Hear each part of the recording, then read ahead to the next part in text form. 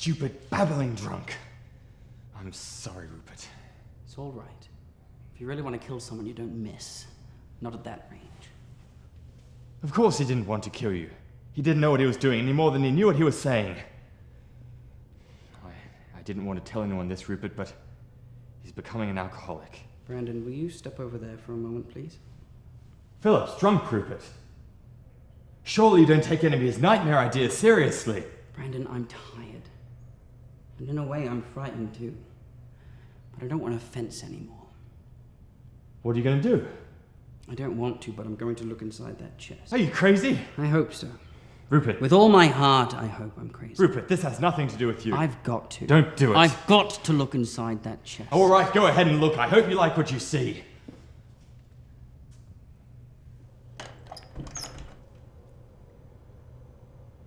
I couldn't believe it was true.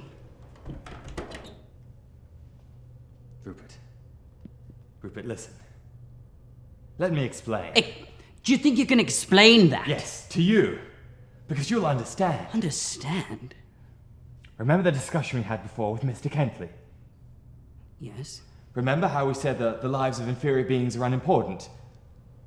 Remember we've always said, you and I, the moral concepts of good and evil and right and wrong don't hold to the intellectually superior. Yes, I remember. Well, that's all we've done. That's all Philip and I have done. We've merely lived what you and I have taught. You've got to understand, don't you see? You've got to. Brandon, until this very moment, this world and the people in it have always been dark and incomprehensible to me. And I've tried to clear my way with logic and superior intellect. And you've thrown my words right back in my face, Brandon. And you were right to. If nothing else, a man should stand by his words.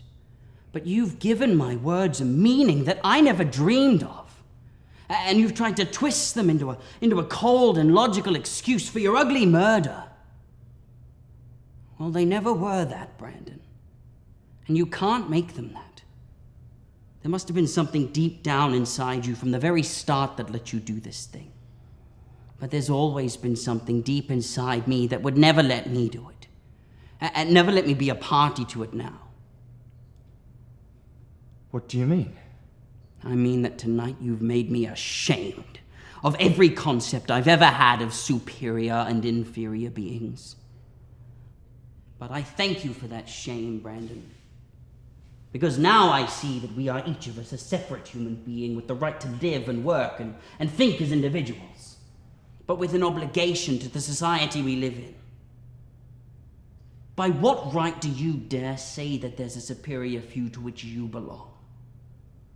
By what right did you dare decide that that boy in there is inferior and therefore could be killed? Did you think you were God, Brandon? Is that what you thought when you choked the life out of him? Is that what you thought when you served food from his grave? Well, I don't know what you thought or what you are. But I know what you've done. You've murdered. You've strangled the life out of a fellow human being who could live and love as you never could. And never will again. What are you going to do? It's not what I'm going to do, Brandon. It's what society's going to do. I don't know what that will be exactly, but I can guess. And I can help. You're going to die, Brandon. The both of you. You're going to die.